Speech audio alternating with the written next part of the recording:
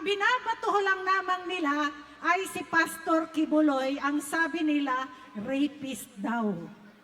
Totoo ba ito o hindi? Meron bang rapist na kinakasuhan 5 taon pagkalipas ng pagka-rape?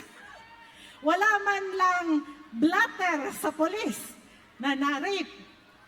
Pangalawa, meron bang na rapist na ang ginagawa ng pamahalaan ay kinukuha at pinifreeze ang lahat ng assets?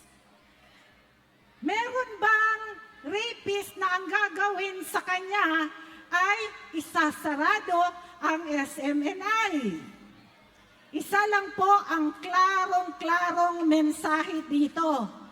Si Pastor Apollo Kibuloy ay ginigipit dahil binigyan niya ng plataforma si Pangulong Duterte upang magsalita ng katotohanan. Dahil ang pamahalaan natin ngayon ay ayaw sa katotohanan. Dahil ang gusto nila ay budol. O, di ba? Kaya tayo ay nandito lahat dahil